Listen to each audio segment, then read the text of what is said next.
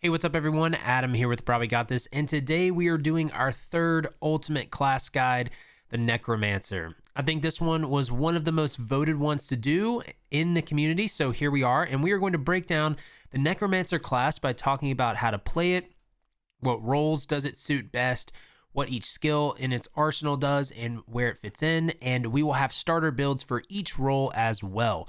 After this video, you should be able to have a better grasp on what the class does and how to play it. So if you like raising the dead, then let's jump in. Real quick, we did revamp the website at brahwegotthis.com. Go ahead and check that out in the description. And huge shout out to all the patrons. I do appreciate all of you. If you'd like to become a patron, check out the link below in the description. And you can always come by and watch me on twitch.tv/brahwegotthis. And you can join our Discord. All those links are in the description. But let's go to an overview of the class. Now, I do want to mention that there will be timestamps below in the description for every part because this is a long video. But I will mention that if you skip any of this beginning stuff, then it might hinder your ability to learn about the class and understand it if you just go to the sections afterwards. But I just want to mention that for you all. So, starting out, let's do an overview of the Necromancer class. This class was introduced with the Elsewhere expansion back in 2019. This was the 6th class in ESO, and it's the most recent class in ESO.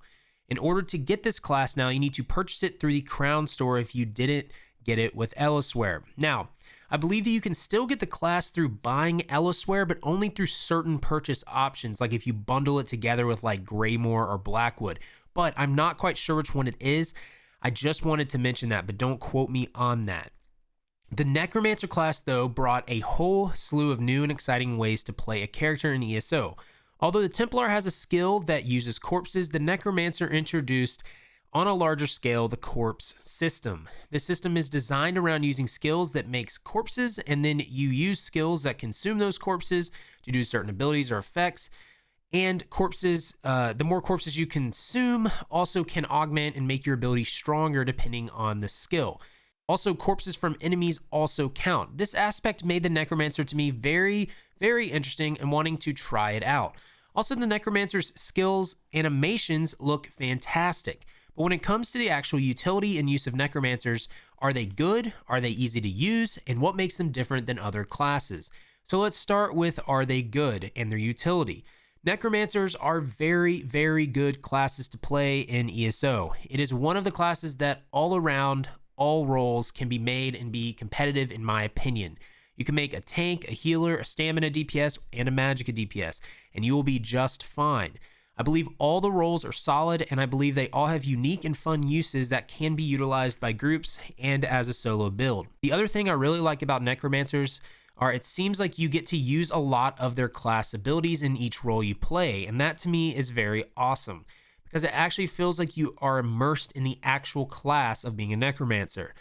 A lot of times that makes or breaks a class for me if I don't get to use a lot of their class abilities. Now, let's talk about, is the Necromancer class easy to use? The short answer is no.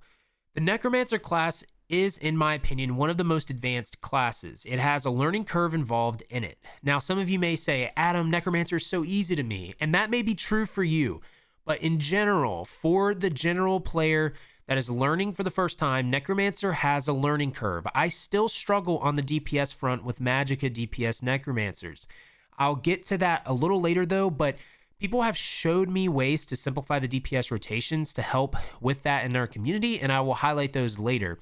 But for healer and tank roles, I actually feel like it isn't as difficult to learn opposed to the DPS, which is kind of interesting to me, but I have put a lot of time into my Necro healer, and I love it.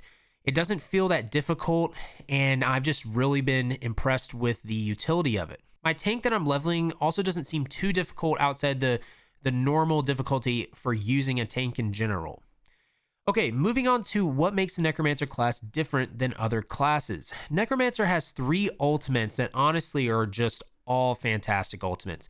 You have the big old Colossus ult that does a ton of damage and inflicts a debuff that allows you and your group to do more damage to enemies. You have the Bone Goliath or Pummeling Goliath ultimate that makes you invincible, basically. It gives you 30,000 health more. It heals you for 30,000 health. And it's really nice for being in a pinch when you're a tank because you just basically don't die. You're just basically invincible, and it's really cool to just use it. You look really cool when you're in this form. And then you have a Resurrect ultimate that is one of my favorite ultimates in the game, and this can res up to 3 allies at the target location. It has a huge radius. I absolutely love this ultimate for healers. These ultimates all have so many amazing uses and purposes in the game that helps stand the Necro class out above other classes. I mean, I really just love each skill line that you get with the Necromancer, and we're going to go in depth on these skill lines later in the skills section. Also, as Necromancer, you have a passive that gives you a flat damage over time boost called Rapid Rot, which is just absolutely ridiculous. The Necromancer also has a passive that reduces damage over time effects as well, and that one is Disdain Harm, and you have to have a Bone Tyrant ability active as well during this. In fact, the Necromancer's passives are honestly just so good for each role, and this is why the Necro, in my opinion, can excel in its own way at any role. I want to get into a few other highlights though before we get into the specific roles. Necrotic Potency is another skill that is absolutely amazing. It gives you 6 ultimate back per corpse consumed, and it heals you and gives you more duration per corpse consumed. And it reduces your damage taken by 3% for just having it slotted. Like, this is one of my favorite Necromancer skills in the game. I run this on my healer. I love it to just always spam my ultimate. I love using this ability. But before we go into specific roles, to summarize the Necromancer class, it is an all-around all-star if you want to pick a class that you can do it all with. It is a little harder to grasp when it comes to the learning curve, but it rewards you handsomely. You can dish out insane damage over time and status effects. You can provide a ton of buffs and debuffs for your team, and your survivability is very high. Plus, you get to raise the dead. So let's go into the roles specifically real quick, and then we will go into the skill section and then the builds. Okay, let's start out with the Magicka and Stamina DPS. So I have played way more Magicka DPS than Stamina for the Necromancer class. I've barely played the Stamina Necromancer. So I'll start with Magicka DPS. I think the role is pretty advanced to learn and master. I've found a few ways to simplify the rotation some, but I think that it takes a learning curve and practice to get good with the full Magicka rotation for Necromancer. The biggest learning curve, I think, comes from the fact you need to understand how your rotation works in the corpse system. Also, some of the skills have an interesting animation that can sometimes throw you off. At least for me, it throws me off when I use them. And I want to focus on the Gravelord tree real quick to explain what I'm talking about. The skull attack, when you are weaving this with your light attacks, can be a little tricky to get the timing down, so you need to practice this. The Blast Bone skill can take a minute to actually explode, not really a minute, but it can it's delayed. So since this is a skill that doesn't just instantly give its effects like the skull or like Boneyard, for new players, it can be hard to know, okay, when is a good timing to use another Blast Bones, right? Because you might not see it explode because you're focusing on your rotation. This is something that once you use this and practice this more, it does get easier to understand, but this is something that I really struggled with Magicka DPS, and you can use this as stamina as well, but it just takes time to understand it. Now, Boneyard is very simple and easy to use. It's just very easy to understand where it's at. You could use this on any role as a Necromancer. Skeletal Mage is the same deal. It's very easy pet, and you don't have to actually have this on both bars like the Sorcerer pets do. Next is Shocking Siphon, and this skill can be tricky, at least it was for me. So this has to consume a corpse on use, so that means you need to have created one with your skills, like the Dead Blast Bones or your Skeletal Mage, or an enemy needs to have died. The tricky thing with this skill is sometimes I've found that it picks my Skeletal Mage corpse instead of my Blast Bones one, and it doesn't damage my targets because the Skeletal Mage is far away from the battle. This is something, again, that requires some timing and some practice with using the skill. Also, I may just be really bad, but I'm just giving you my experience. But a rewarding thing about the Necromancer is you have 3 elements of damage in this tree. You have Ice, Flame, and Shock. This gives you versatility in choosing what kind of sets you want to use, and I recommend trying the Elemental Catalyst set because it's fun and it gives you nice crit boosts for you and your team. But like I said, this role is very rewarding once you really grasp how it works, and I'll get more into the rotation later. Okay, so for stamina DPS, I've not played a lot of this at all, but I am going off of a build that was presented to me from a member of our community that I've got to play a little bit of, and that is Just Bakes. He showed me his stamina necro build, and I tried it out, and I loved it. It was very, very simple, so I want to relay this information to you all, so thank you, Bakes, for showing me this. But basically, with the Stamina Necro, you're going to just have the ability to use the opposite morphs of the Gravelord skills for Magicka DPS. It's not really too much of a difference. There's some skills you can change in and out. Besides Boneyard, you can use either one of those morphs, but you also don't have to use all the Gravelord skills. In Bakes' rotation, he uses and hinges on his two-hand skills a little more when it comes to spammables. And this, to me, made the Stam Necro easier to understand rotation-wise. But overall, you have a lot of the same things at your disposal when it comes to passives and skills like the Magicka DPS. But like I was saying, with Stamina DPS, you can spec into more weapon skills if you'd like to make it a little more simple. And you have access to so many good passives in the Gravelord tree for Stamina DPS, just like Magicka DPS. You know, you've got the Death Knell, which did get nerfed, but it's still solid. You've got reusable parts, Dismember, which isn't too bad, and then Rapid Rot, which is just absolutely ridiculous. Now let's talk about the healer. Healer is the role I have played the most with Necromancer, and it is my favorite healer role of all classes in the game. With this class, you have so many options for buffs and debuffs, but in my opinion, you get to use some damage skills as well. So you feel like you are actually contributing on that front. I love using the Empowering Grasp skill as a healer because it does literally everything. I mean, it applies minor maim, it empowers your allies, and enhances the damage and healing of your Skeletal Mage and Spirit Mender by 40%. Each effect lasts 5 seconds. I mean, it's just a nice skill that you can use. I also like using Necrotic Potency. Like I said, this is a nice ultimate regeneration and heals you as well. I like using Boneyard for nice AoE damage. It also procs like Olorime for your teammates and everything as well. It's just a really nice AoE. And then the Living Death Tree just has so much fun to be used in it. I mean, you've got a burst heal with Blood Sacrifice that also, sacrifices your own flesh. But you also just get to burst heal some teammates with this. You've got Hexproof, which is which basically gets rid of negative effects, which is nice. And when it's slotted, the cost of abilities are reduced. And you've got Enduring on Death, which is an insane AoE heal. You got Spirit Guardian, which is also really nice as well. But the biggest thing with this tree is the Reanimate ultimate. I love this ultimate. It reses 3 allies with 1 skill, and it's very helpful in a pinch, in a trial, or a dungeon.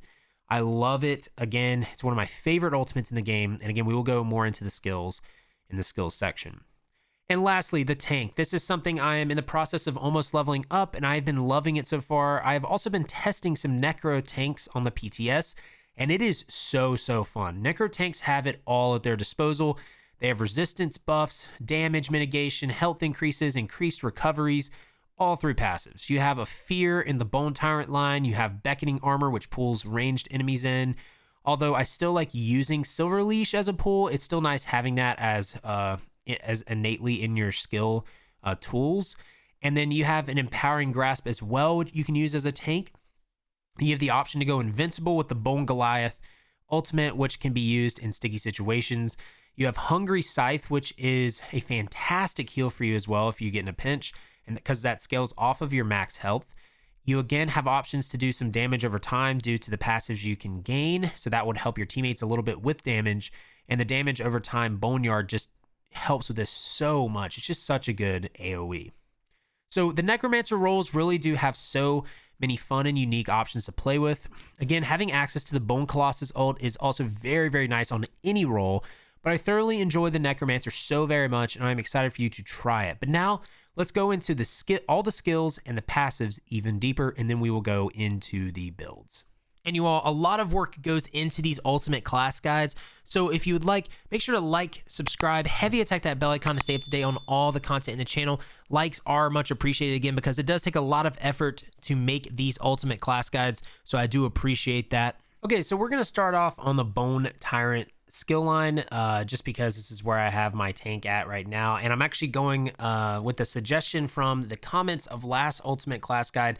I'm going to explain these skill lines as a role that is actually utilizing them, because it actually shows the numbers at a higher level. So the tank line we're going to do as we have a tank here. So we have the Bone Tyrant line, and this is mainly your tanking specific skill line. So we've got Hungry Scythe or Death Scythe, which morphs into Hungry Scythe or Ruinous Scythe. So Hungry Scythe is a Magicka cost, and this deals 3-4-6-0 magic damage, and you heal for 8-1-8-9 health for the first enemy hit, and an additional 2-7-2-9 for each additional enemy up to 5 times. After dealing damage, you heal for 1,112 health over 1 second over 5 seconds. The healing of this ability scales off your max health. So this is just an insane heal for tanks. You can also use this for solo characters and for leveling. It's a nice little cone attack with it. And then Ruinous Scythe is just the stamina version of this. This will deal physical damage. Every third cast of this will set enemies off balance. And again, this is that's the only difference with Ruinous Scythe. But I like using this in my tank to get health back, and when I'm leveling up and doing, just so I can do a lot of AoE damage when I'm leveling up a Necromancer. Next skill is Bone Armor. This morphs to Beckoning Armor and Summoner's Armor. So Beckoning Armor, this gives you Major Resolve, which is amazing, which increases your physical resistance and spell resistance for 5-9-4-8 for 20 seconds. This is great for tanks, a must for tanks. While active, the enemies that strike you with a ranged attack will be pulled towards you once every 3 seconds. I really, really like that. And this creates a corpse when the effect completes. So that's really nice for any corpse needing skills. Now, the Summoner's Armor does the same thing, except for while active, it reduces the cost of Blast Bones, Skeletal Mage, and Spirit Mender by 12%. So I like using this on my healer some, because this is something you're going to use Spirit Mender a good bit as a healer. The next skill is one of my favorite skills in the Necromancer class lines, and this is Bitter Harvest. It morphs to Deaden Pain or Necrotic Potency. So Necrotic Potency saps the life from fresh corpses, granting you 6 ultimate and healing for 2,300 health every 1 second for 2 seconds per additional corpse. This ability scales off your max health, and while this is slotted, your damage taken is reduced by 3%. So just having this slotted, you're going to take 3% less damage. I love using this on the tank, and I love using this on the healer. This gives you some insane ultimate. Like if you do a huge trash pack, and then you use this, and you have to use it a couple times because it doesn't get all of them at once, you will get basically your whole ultimate back. It's very, very nice for dungeons and for trials. Deaden Pain, the only difference is you're going to gain Major Protection, which is going to reduce the damage you take by 10%. You just get less ultimate back, and so I like using the other one more. Next skill is Bone Totem. This morphs to Agony Totem and Remote Totem. Agony Totem costs Magicka, and this will summon the totem at your feet for 11 seconds. Grants you minor protection to you and your allies, reducing damage taken by 5%. After 2 seconds, the totem begins fearing nearby enemies every 2 seconds, causing them to cower in place for 4 seconds. Allies can activate the Pure Agony Synergy, causing enemies to take 6,186 magic damage over 5 seconds and applying minor vulnerability to them, increasing their damage taken by 5%. So this is a really nice skill for a tank. I don't know, I wouldn't recommend using this on other roles unless your tank knows about it, because when you fear enemies, it could mess up your tank's pulls. So you want to make sure that you ask your tank, is it cool if you run this if you're not a tank yourself? Because this is something that, again, can frustrate tanks if you keep fearing enemies away from him, because he might be trying to group enemies together.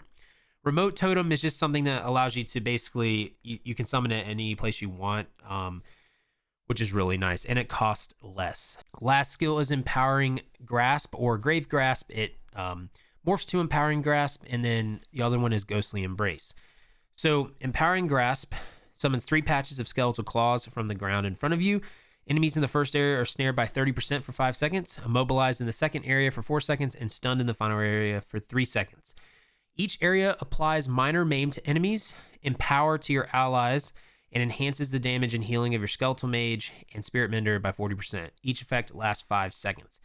I love this skill for healers and tanks. You could use this on DPS if you'd like, but I really enjoy this skill for healers and tanks. It's a nice debuff that it puts on enemies. It gives your allies empower, and it also increases your Spirit Mender's healing, which is really nice. Now the morph, the only difference is it increases the duration of all negative effects applied. So that's something that you could choose if you would like. Now the ultimate Pummeling Goliath or Bone Goliath transformation, it morphs to Pummeling Goliath, and it morphs to Ravenous Goliath. Now this is something to keep in mind. This is a criminal act, so if you do this in public, it will put you as a criminal. So you do have to realize that some necromancer skills do this. So if you're in, broad daylight and you use some of them, then you could get in trouble. But this is just going to increase your max health by 30,000 for 20 seconds and immediately restore 30,000 health. While transformed, your damaging light attacks restore 1,112 health. Your fully charged heavy attacks restore 2,783 health. This ability scales off your max health. Your bash attacks can hit multiple targets in front of you and deal 36818 physical damage. So the difference between Ravenous Goliath is you don't have the AoE bash attack. You just gain an aura that drains nearby enemies of their health, which is really nice as well. And then we have the four passives here, which are really nice. So Death Gleaning. When a Bone Tyrant ability is slotted, whenever an enemy you are in combat dies within 28 meters of you restore 200 magicka and stamina. So this is something that's really nice if you're using this. This is good for basically all roles. Disdain Harm is so good just in general, but it's really good for tanks because it's going to reduce the damage you take from damage over time abilities by 15% when you have a Bone Tyrant ability active. So this could be Beckoning Armor, Necrotic Potency, Powering Grasp. Like, I just love this passive. Health Avarice increases your healing received by 2% for each Bone Tyrant ability slotted. So this is going to be mainly for tanks and some healers. You're not going to have as many of these abilities slotted for DPS, but it's just going to be something you can use as tank and healer. And then last, Grasp, increase your max health by 1250, which is really nice. A nice little boost there for tanks and healers in general. But you could also just use this on DPS classes. Okay, so let's go into the Living Death line now. This is one of my favorite skill lines as the Necromancer. So to start off, we have Render Flesh. This is sacrifice your own power to repair damaged flesh, healing you or an ally in front of you for 10,034 health, but applying minor defile to yourself for 4 seconds, reducing your healing received and health recovery by 8%. So this morphs into Blood Sacrifice, which consumes a corpse to heal a second target, so you can get a second heal from that. Or Resistant Flesh, which grants resistances to the target equal to half the amount healed, which is actually really nice as well. You next have Expunge. This can morph to Hexproof or Expunge and Modify. So Hexproof, embrace the power of death, removing up to 4 negative effects from yourself. While slotted, the cost of all your abilities are reduced by 3%. Increase the amount of negative effects removed. So you get more negative effects removed. This is going to cost health, and this is going to be a nice slottable for healers as well. And this is just like a nice removal of negative effects. Expunge and Modify, what it does instead is it restores magicka and stamina for each negative effect removed. So that's also really nice. So this is something, again, you have to understand how these work because this uses health. So you can't just spam this because you're going to lose a lot of health. Same with Render Flesh will also reduce your healing received and health recovery. So you just have to be careful with how much you use these, but that's kind of why I like these Necromancer skills because it's kind of like a trade-off. Next skill is Life Amid Death. This morphs to Enduring Death.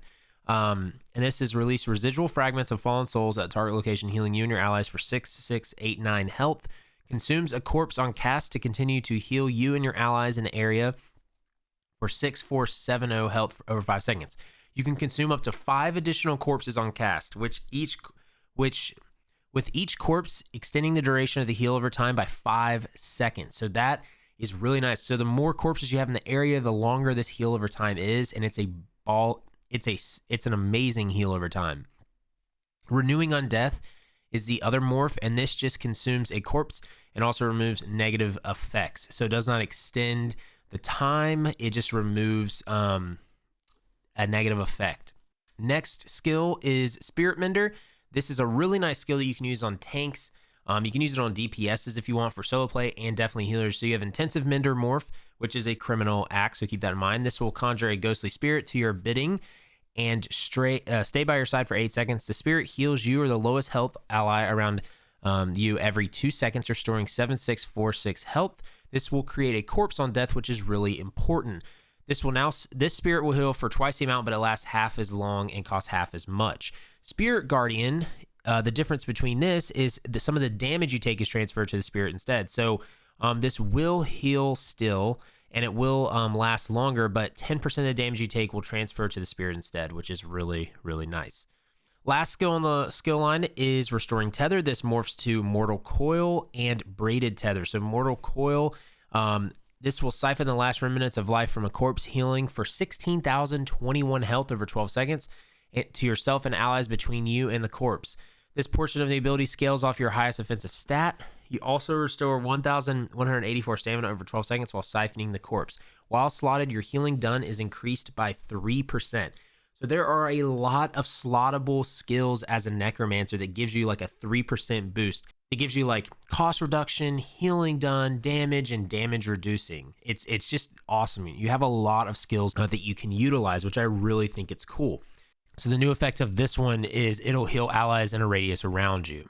Now, the ultimate is Reanimate. This is one of my favorite ultimates in the game. This allows you to, there's Animate Blast Bones and there's Renewing Animation. So Animate Blast Bones brings your allies back from the brink of death, resurrecting 3 allies at the target location. You can consume up to 3 other corpses in the area and summon a Blast Bones for each corpse consumed. So that's kind of cool, but I usually go with Renewing Animation. What this does instead is it restores 5,000 Magicka and stamina for each ally you attempt to resurrect. So that is really, really nice. I like this one a lot better than the Blast Bones one. Now, for the passives, we've got Curative Curse. While you have negative effects on you, your healing done is increased by 8%, which is really, really nice. Near-death experience. When you have a living death ability slotted, your critical strike chance with all healing abilities is increased up to 20% in proportion to the severity of the target's wounds. Nice passive here. Corpse consumption. When you use an ability on a corpse, you generate 10 ultimate. This effect can occur once every 16 seconds. So I really like that because you can pair that with Necrotic Potency as a healer, and you can get an insane amount of ultimate back. It's just amazing. Undead Confederate. While you have Blastbone, Skeleton Mage, or Spirit Mender active, your magic and stamina recovery is increased by 200, which is just really nice. You want this on all your classes. It's really, or on all your roles. It's really, really nice. Okay, so we're going to go into the Grave Lord skill line now. And so the first skill is Flame Skull. This morphs into Ricochet Skull or Venom Skull. Ricochet Skull is for the Magicka side if you want to use it on your Magicka character. And this one's for the stamina side if you want to use it on the stamina. But Ricochet, it lobs an explosive skull at an enemy, dealing 6,681 flame damage. Every third cast this ability deals 20% increased damage and will bounce up to 2 times to other nearby enemies. So basically the new effect is the third cast will bounce to other nearby enemies. For Venom Skull, the only difference is it converts it to a stamina ability and it deals poison damage, and then casting any Necromancer ability counts towards the third cast, which is interesting. But this is a solid damage skill, and you can put this in your rotation. This is something, again, that does take a little bit of practice to get used to weaving it. Because if you see here, if we go over here to the target, you have to really make sure you can weave your light attacks in as you use the skull. So you got a light attack, skull, and then light attack, use it again. It's just something that when you're doing your rotation, it's something that if you want to put this in your rotation, you put that in there with Blast Bones, it's something you really, really do have to practice.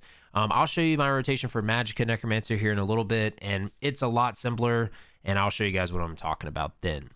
But the next skill is Blast Bones. This is a beastly skill in the Necromancer line. It morphs to Stalking Blast Bones, which is a criminal act, and that's Magicka. And this summons a flaming skeleton from the ground after 2.5 seconds. The skeleton runs after the target explodes when it gets close to them, and dealing 14,590 flame damage to all enemies nearby. Every second the skeleton spins chasing its target, it increases the damage of the explosion by 10% up to a maximum of 50% more damage. This also creates a corpse on death. So the other one is Blighted Blast Bones. This is a stamina ability, so this is for the stamina side. And the difference is it deals disease damage and reduces the healing received on the enemy's hit when it explodes. So if you're Magicka, you would want to use Stalking. If you're Stamina, you'd want to use Blighted. Next skill is Boneyard. This skill you could use on any role of the Necromancer. I love this skill. It morphs to Avid Boneyard, which desecrates the ground and target location, dealing 17,468 frost damage over 10 seconds, which is a ton. It consumes a corpse on cast to deal 50% more damage. And then you or an ally standing in the graveyard can activate the Grave Robber Synergy, dealing 14,125 frost damage to enemies in the area and healing for the damage done. So that means you can use your own synergy with this if you choose Avid. If you don't, Unnerving Boneyard, what it does differently is it'll apply Major Breach to the enemies in the area, reducing their physical and spell resistance, which I really, really like. I use this more on my healer and my tank. Next skill is Skeletal Mage. This will morph to Skeletal Archer or Skeletal Arcanist. Skeletal Arcanist you would use on your Magicka character, and Archer you use on your Stamina character. What the Arcanist does is a pet, so it'll summon a Skeletal Arcanist for 16 seconds. It'll attack the closest enemy every 2 seconds, dealing 2/5/4/4 shock damage to them and all nearby enemies. It will create a corpse on death, which is really nice. And then the Skeletal Archer, the difference is it converts to stamina, it deals physical damage, and the Archer deals more damage with each attack. Last skill is Shocking Siphon. This is one that's a little tricky when you have to use your corpses. And so for that, this will morph to Mystic Siphon, which will violently drain the last spark of life from a corpse, dealing 18,204 shock damage over 12 seconds to all enemies around the corpse and between you and the corpse. This portion of the ability scales off your highest offensive stat. You also restore 1,184 Magicka over 12 seconds while siphoning the corpse. While slotted, your damage done is increased by 3%, which is really nice. That's another slottable skill that you get for the Necromancer. So the Detonating Siphon one, the only difference is it will deal disease damage. The corpse explodes at the end of the siphon, dealing additional damage. The ultimate, this is the big old Colossus. This is an amazing ultimate. Okay, this is the one I was talking about before. It morphs to Glacial Colossus or Pestilent Colossus. So Glacial Colossus will unleash Frostbitten Flesh Colossus to pulverize enemies in the area. The Colossus smashes the ground 3 times over 3 seconds, dealing 9,540 frost damage with each smash. Final smash will stun all enemies hit for 3 seconds. Dealing damage applies major vulnerability to any enemy hit for 12 seconds, increasing their damage taken by 10%, which is a nice debuff you can put on enemies on any of the roles that you play. Okay, so the difference between Pestilent Colossus, this deals disease damage, and the Colossus deals more damage with each smash, okay? So this is for the more higher damage output, and this is for the kind of like doing a stun for the enemies. I usually run this one on my healer and on my tank if I want to run that. But this is just an amazing ultimate. Okay, passives, reusable parts. When your Blastbone, Skeletal Mage, and Spirit Mender dies, the cost for your next Blastbone, Skeletal Mage, and Spirit Mender is reduced by 50%. That is really nice. Death Knell, this did get nerfed, but this is still solid. Increase your critical strike chance against enemies under 25% health by 4% for each Grave Lord ability slotted. So the more of these you have slotted, the higher this is going to be, which is going to be really nice for Magicka DPSs and Stamina DPSs. Dismember, while a Grave Lord ability is active, your spell and physical penetration is increased by 1,500. And then Rapid Rot. This is an amazing passive. This is the one I was talking about before. Increase your damage done with damage over time effects by 15%. So I was going to show you the skills real quick. Again, this one I'm going to show a little bit differently than the other skills, because these do require a little bit of practice when you use them. So Skeletal Mage will spawn like that. So there's the Skeletal Mage or Skeletal Arcanist or Skeletal Archer. Then you've got Avid Boneyard right here. You can use the Graveyard Robber Synergy. But see, there is our Arcanist. It is now down. So remember, what I was talking about with Siphon is if you don't have a corpse on the body, you'll see that Siphon here is siphoning from the Arcanist. So you don't want that when you use Siphon. You want it to siphon from underneath the enemies, right? So we'll summon another Arcanist. We'll put a Blastbones out. Blastbones will die. And then now if we use Siphon, it will siphon in front of the enemy's feet. So make sure when you use Siphon that you do that, because again, if not, it won't really be damaging the enemy. So that's something you should keep in mind with that. So yeah, basically, those are Siphon, Boneyard, and Arcanist, and Blast Bones. Now, with the skull, you'll see that you can weave the skulls in between your light attacks, but it is something, again, that you do have to practice. You got Blast Bones, you got that there.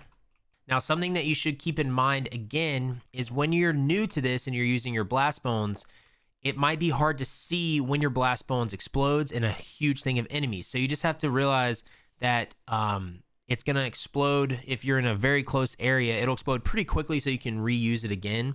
But these are the skills. Okay, so now we're going to go into the starter build section. We're going to have a build for Magicka DPS, Stamina DPS, Healer, and Tank. We do this for every ultimate class guide.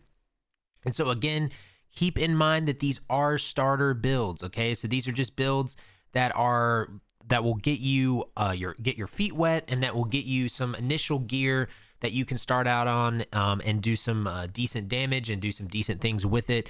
You can always replace this gear. You can always change your build. You do not have to follow this. This is just, again, a baseline so you can have somewhere to start. So again, we'll go over the stats briefly and all that stuff, but we mainly just go over the armor and some of the rotation stuff. For this, we're running 64 points into Magicka, 37.675k max Magicka, and we are a Breton race.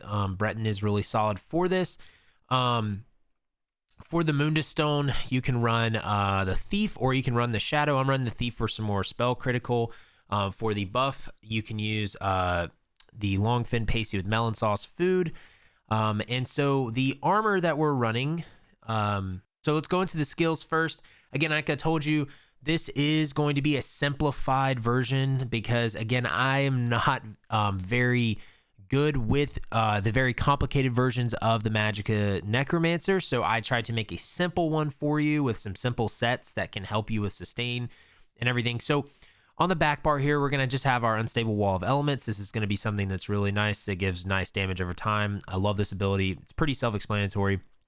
I'm running Necrotic Potency from the Bone Tyrant line. This again will give you ultimate back, which is really, really nice for your ultimates as a Magicka Necromancer.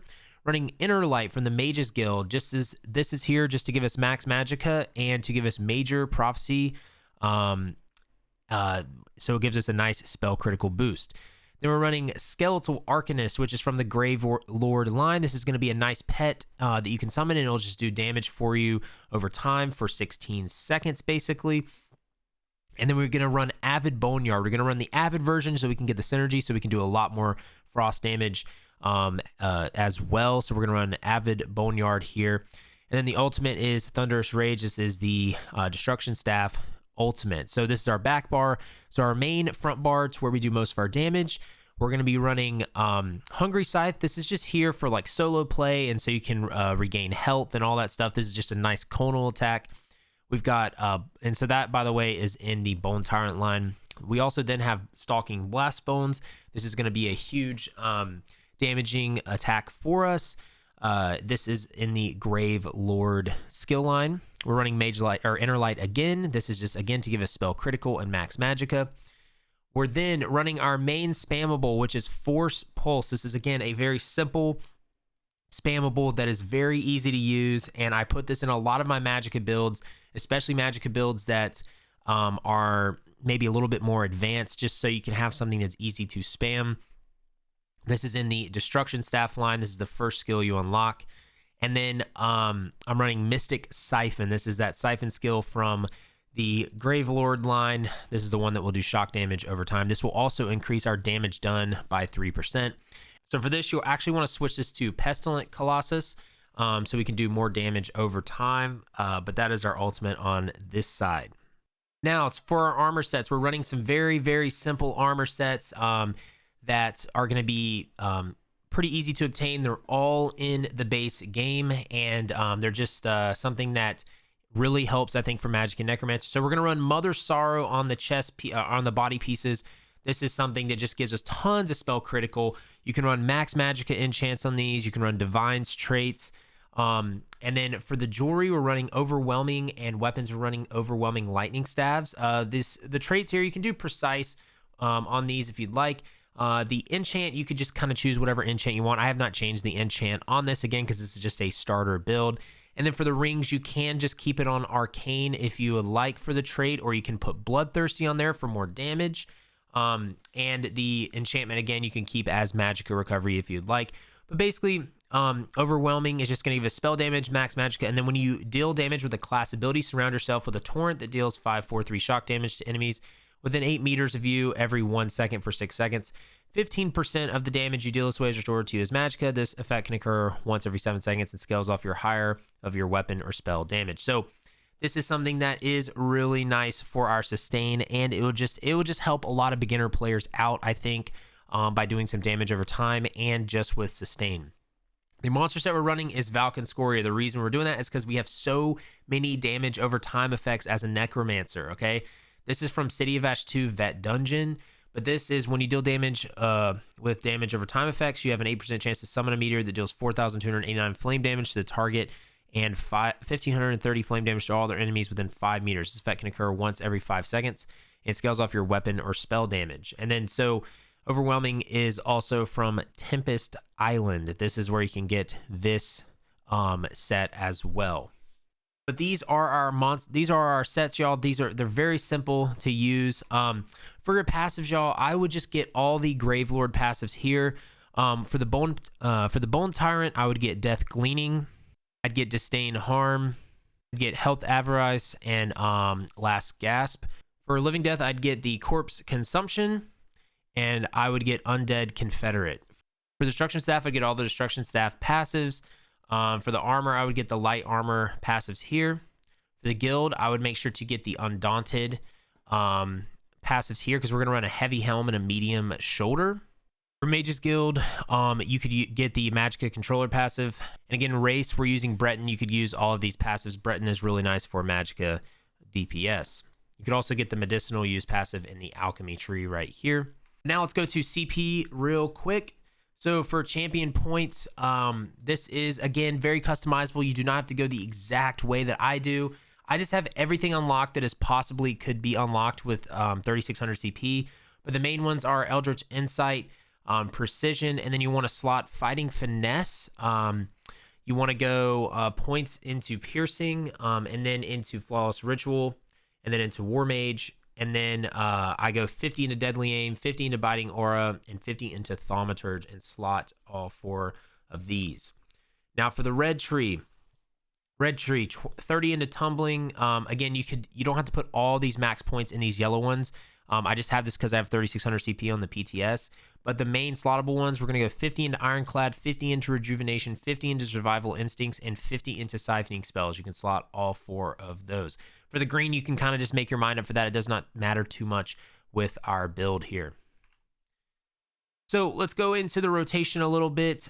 It's very, very simple. So what you're going to do is you're going to summon your mage, lay your boneyard. You can use this energy immediately if you'd like. Lay your wall of elements, switch bars. Okay. Then from here, you're just going to go blast bones, force shock, or force pulse, blast bones, and then you can use your siphon. You can switch bars then. So again, let's show it again. It's very simple. That's basically the rotation, okay? So mage, boneyard, wall of elements, blast bones, force pulse, blast bones, siphon, switch bars, boneyard, wall of elements, archer. You can use your ultimate whenever it's up. Blast bones, force pulse, blast bones, siphon. Really simple rotation, y'all. This is just something, again, that I wanted to see if I could simplify, because for me, I need to simplify this rotation because I've tried.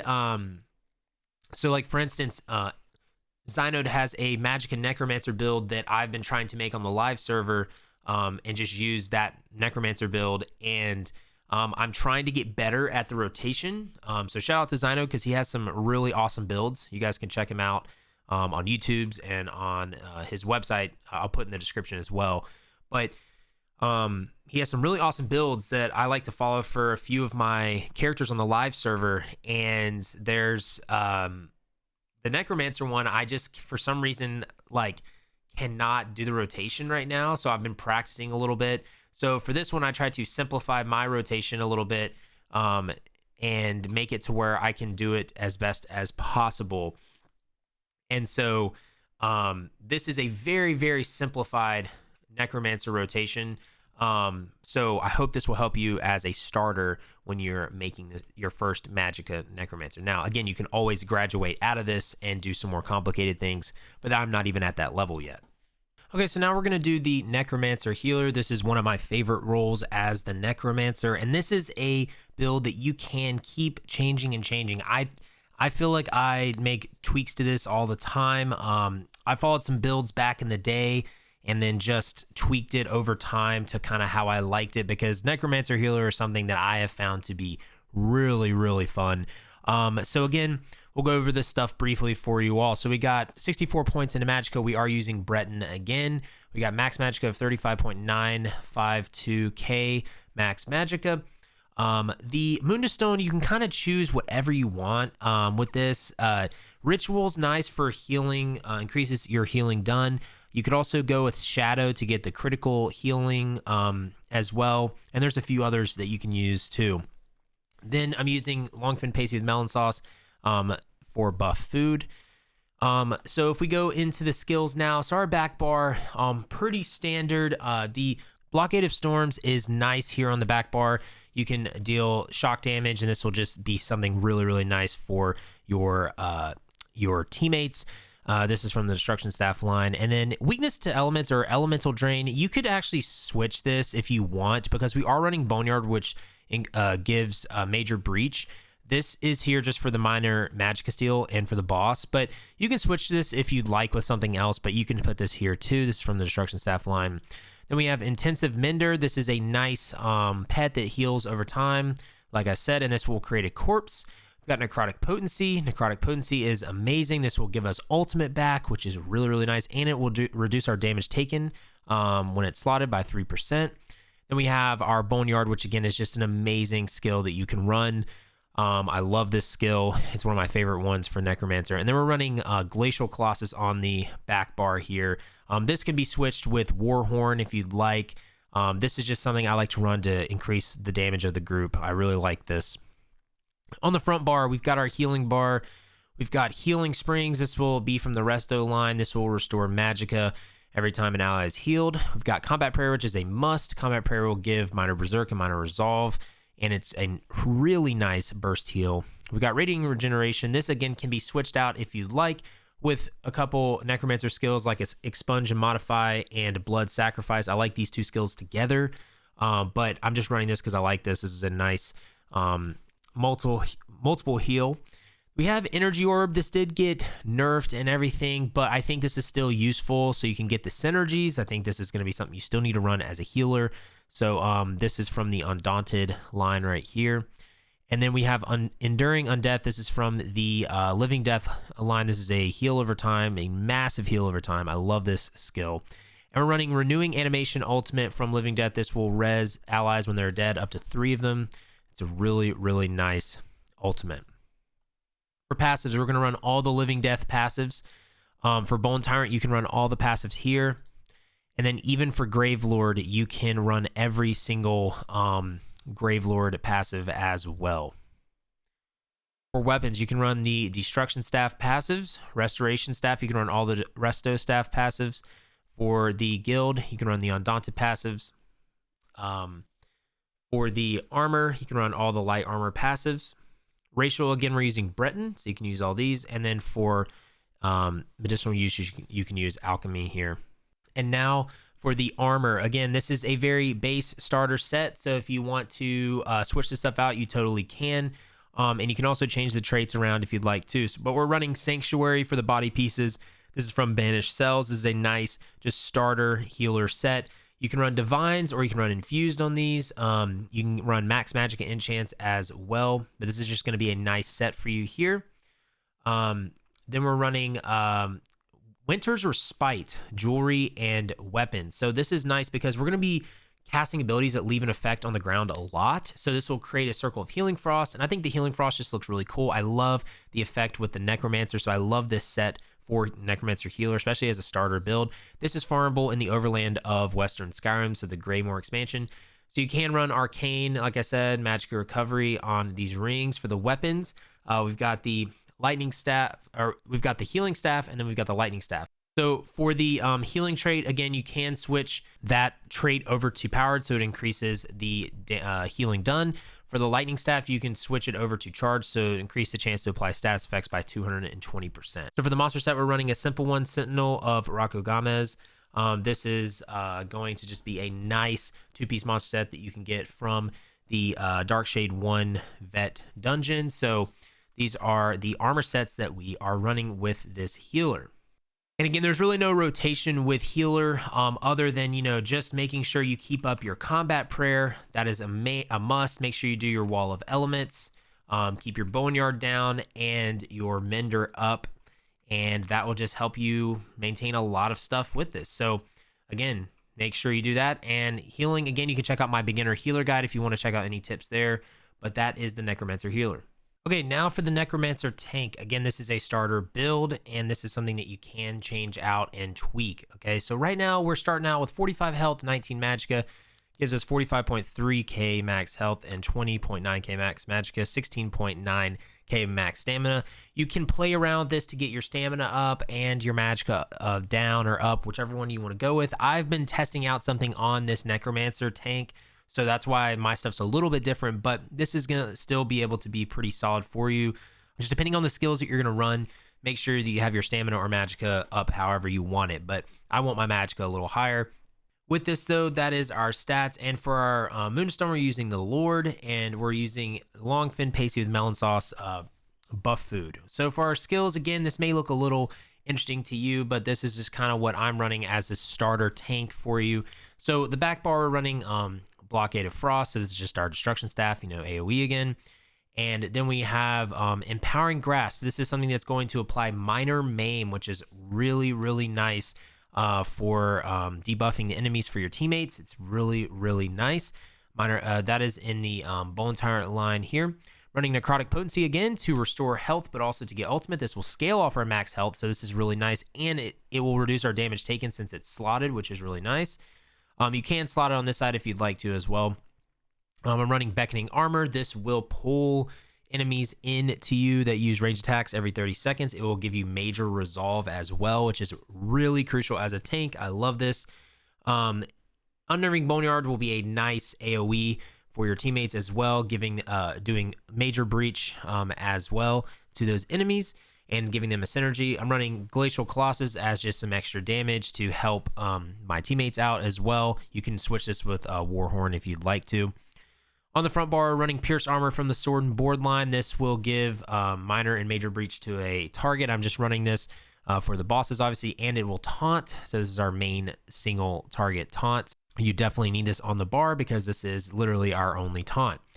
We got Silver Leash from the Fighters Guild line. This is a pull. I like that this skill right here pulls, but Silver Leash is just more consistent in my opinion. You can actually control it, and so I like putting this on the bar. You can switch this out with something else if you'd like. Spirit Guardian. This will reduce our damage a little bit taken. This is from the third skill line here, Living Death. This is going to get 10% of the damage that you take. It'll transfer to the Spirit, which is really nice, and it'll make corpses. Agony Totem. This will grant minor protection to your allies and yourself. This will fear enemies as well, and they can activate the Pure Agony synergy that will deal magic damage and apply minor vulnerability to them, increasing their damage taken by 5%. So again, a very nice debuff for your group. Then I'm running Hungry Scythe to restore health in a pinch. This is a conal attack. This helps as well in a tank. I love using this attack for tanks. Then Pummeling Goliath transformation, the ultimate from Bone Tyrant. You will be invincible basically with this. Now for the passives, you can get all the Bone Tyrant passives. You can honestly get all the Gravelord passives. And then for Living Death, you can get Corpse Consumption, Undead, Confederate, and you can get Near Death Experience. You can even get Curative Curse if you would like. For weapons, you're going to want all these Sword and Board passives here. For Destruction Staff, you're going to want all the Destruction Staff passives. For Heavy Armor, make sure you get these passives as well. For the guilds, you can use the Undaunted passives and some of these Fighters Guild passives here. You could do Slayer if you want, Banish the Wicked as well. And then for race, we're actually using a Nord. I forgot to mention that before. We're going to use the passives here for the ultimate regen. And then you can do a medicinal use for the alchemy passive. Now, I'm going to go into the champion points real quick before we go into the armor. For the champion points, this is what we have. Again, I'm using 3600 CP, so I just filled in some areas that we could fill in because of the points we had. But the main slottable stars that you're going to run here are 50 into Thaumaturge to increase damage over time. We're running 50 into Duelist Rebuff, 50 into Enduring Resolve, 50 into Unassailable. And down here we're going 20, 20, 20, and 20. And then for the red tree, we're going 30 here for Tumbling, 50 for Mystic Tenacity, but we're slotting 50 Boundless Vitality, 50 Ironclad, 50 Rejuvenation, and 50 Strategic Reserve. And then you can put points into these yellow stars when you get the chance to. Okay, for the armor set, again, this is starter stuff that you could just start out as. You can switch this with anything that you want. There's just so much options you could do with this stuff. But I've put Leeching on first. Leeching, I absolutely love. This is going to, when you take damage, you're going to summon a cloud of Leech and Poison. It's going to deal poison damage back, and it's going to heal you. It's just something to really help with, staying alive. And it's just nice to be able to do some damage over time. But this is something that you can put. You could put Eben on this if you'd like. And for the traits, or for the enchants, you could do some try enchants, or you could do max health. Also for the traits, you could put Infused on the body and the legs and the helm, and then the rest you could use Sturdy, Reinforced for those if you would like. For the monster set, we're running Lord Warden. This can be switched with a lot of things. I'm going medium head, light shoulders. Again, you can switch the head with Infused right here, and then this could be Reinforced. The enchants you could keep how you want. Stamina, Magicka, it's up to you with that. For the second set, I'm actually running the Jewelry and Weapons of Winter's Respite. Okay, this is a nice thing again because you're putting down a lot of effects on the ground, and so this is nice. You can heal you and your teammates. It's really, really nice. Okay, and this is just something that you can get farming from the overland of Western Skyrim. And again, so for this, I've got, just magic recovery on this. Arcane, you can switch this if you would like. Again, it's up to you. For the sword and shield, again, you can switch the enchants if you would like as well. These are just kind of base right now because it's a starter build. And then we're using an ice staff, not a lightning staff, but an ice staff because I want to get that shield. You could use a lightning staff if you would like as well. But this could be the charge trait to increase status effects. If you would like, and this could be decisive to get the ultimate regen, and then the shield could be, whatever, like I said, trait that you kind of want it to be. You could do sturdy, you could do reinforced. It is up to you though. But that is the armor sets, y'all. And again, there's not really a rotation with tank. Again, it's very reactive, and you have to be able to taunt and maintain your awareness and everything like that. You want to make sure you have your Mender up. Totem is always great to have up. And then Grave Grasp, or Empowering Grasp, your Wall of Elements, Boneyard, you can have your Bone Armor up as well. But tank is also very, very fun as Necromancer. Okay, so we're doing the Stamina Necromancer DPS now, and I want to give a huge shout out and huge thanks to Just Bakes and our community. He allowed me to use his build for this. Stamina Necromancer, again, is something I have not played that much of. And so I've been using this some on the PTS, and I've been really liking it. It is very, very simple to understand. And so thank you, Bakes, for letting me use this. And so if I get anything wrong with this, you can just let me know down in the comments. But huge shout out to Bakes for letting me use this build for Stamina Necro. So Stamina Necro, we're going to be utilizing some nice sets for this and doing a lot of damage over time. And it's just really, really nice. So we got 64 points into stamina, or around 32.093k max stamina. We're using the Longfin Pasty with Melon Sauce buff food. You could use something else if you would like here. The Moonstone, I'm using the Thief to get the spell critical up a little bit. Because right now with the spell critical, we're only we're nearing 60%, I think. Yeah, we're 53.6%. Bakes was saying that you could use the Warrior Mundus if you're not struggling with getting your critical rating up, if you don't want to use the Thief here. Yeah, so for this bar, we're going to go to the back bar. And again, the theme of this is damage over time, because like I was telling you before, the Necromancer excels at damage over time. So with this, we've got the Arrow Barrage, which is going to be a nice damage over time for the bow, and I'll show you for the armor where we have something that augments this. We got Summoner's Armor. This can be used for solo play if you'd like to get the Major Resolve, but also it reduces the cost of your Blast Bow and Skeletal Mage and Spirit Menders by 15%. We've got the Intensive Mender here, which is going to be a heal for us to help us stay alive. And it's also going to create a corpse, which is really nice. We've got Caltrops, which is going to be nice damage over time. They did buff this, and so I really like this. It also applies Major Breach, which is nice if other teammates are not applying that, which they should be if you have a tank. We've got Skeletal Archer, which is going to be doing some nice damage as well. It's going to create a corpse as well here. For the ultimate on this side, I'm just running Flawless Dawnbreaker. This could be switched with other things if you would like. But we're going to go over to the main bar now. This is where we're going to be doing most of our damage and our spammables. We've got Pestilent Colossus for the ultimate over here. This is just the MVP ultimate for the Necromancer. Running Camo Hunter from the Fighters Guild. We're only running it to get the slotted effect here of Major Savagery, which will increase our weapon critical by 2629. We also get Minor Berserk after you deal 5 seconds after you deal critical damage from the enemy's flank, increasing your damage done by 5%. So that is nice as well. We're running Brawler, which is going to be giving us a shield depending on how many enemies we have. It's going to be a nice damaging ability as well to enemies in front of you, and it's just going to be something that you can spam. Crit Charge or Stampede is something they buffed, and this is actually really nice as well.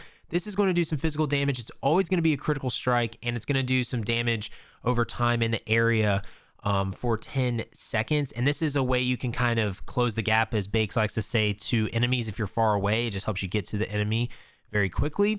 We've got Blighted Blast Bones, which is one of our spammables, sort of mixed in with Brawler. This is going to be a clutch skill for this build, again, because it's going to do damage over time.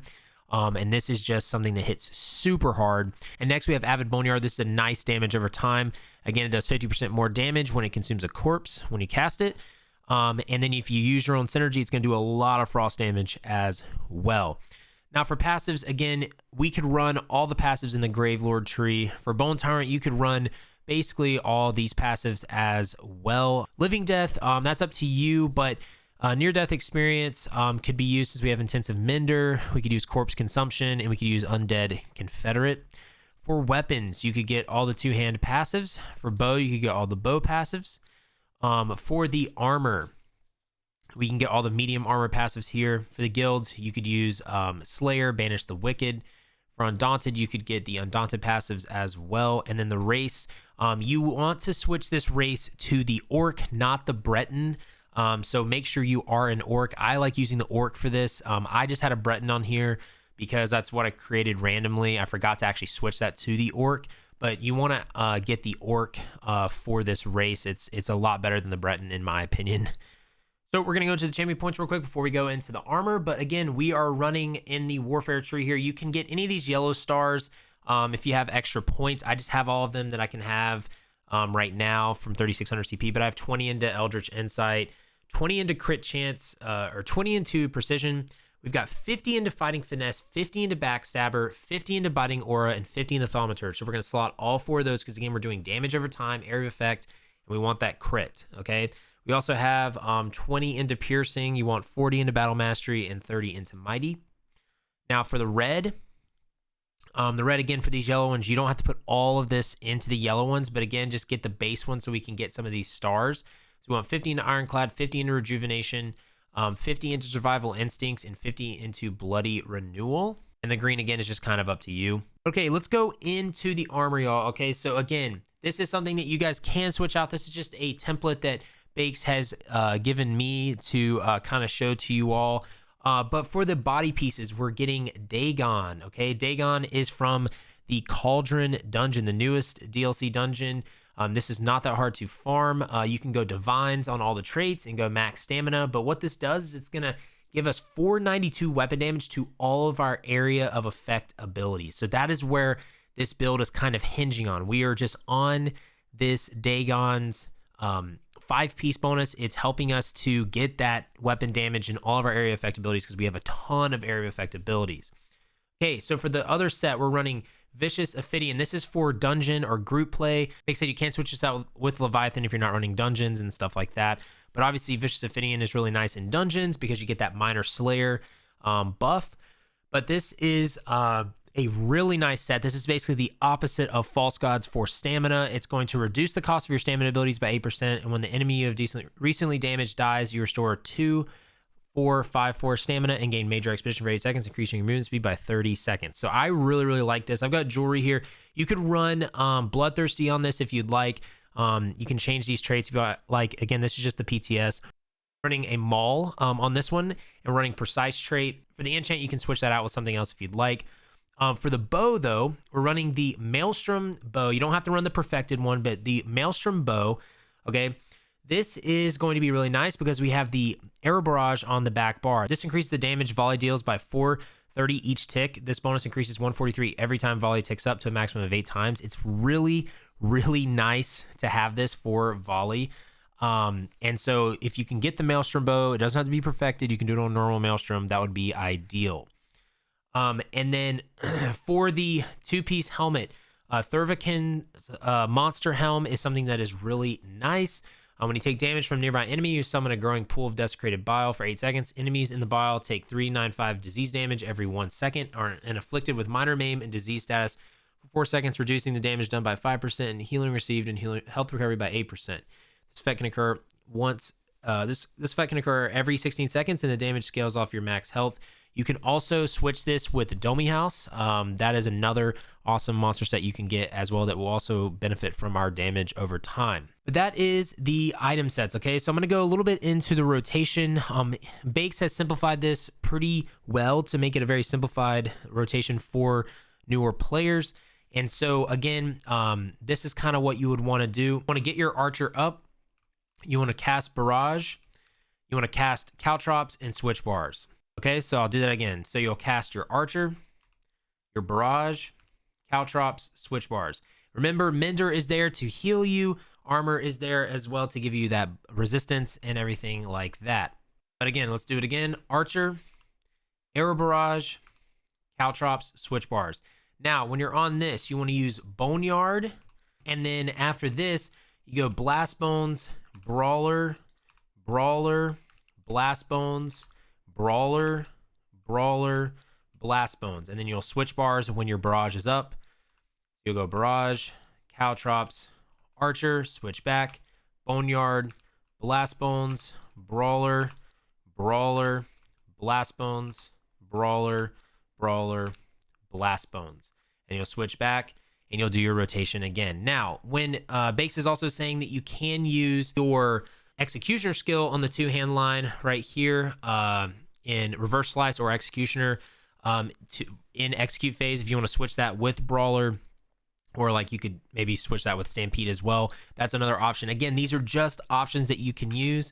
And remember, if you have any questions, you can always ask below in the comment section. I'd love to answer any of that for you. But that is going to wrap up the Ultimate Necromancer Class Guide. Again, I do hope that this helps you all out. Again, I tried to make these to make it as easy and as in-depth as I can when it comes to each class. We are 3 classes down. We have 3 more left. If you'd like to see a specific class next, I've got the Warden, the Templar, and the Nightblade. Let me know down in the comments below which Ultimate Class Guide you'd like to see next. But again, there's a lot of work that goes into this, so I do appreciate all the likes that you guys give on the video. I do appreciate the comments because, again, it takes a lot of work for these class guides. But I hope that this did help you all out. I hope you have a better understanding of the Necromancer class after this video. And I hope these builds will help you out as well. But remember, you can always check out our new and revamped website, brahwegotthis.com. You can always come by the Twitch channel, twitch.tv/brahwegotthis. You can come by the Discord. You can join all that in the description below. You can check out me on social media at brahwegotthis. But until next time, y'all, just remember to have faith, be great, and I'll see you on ESO.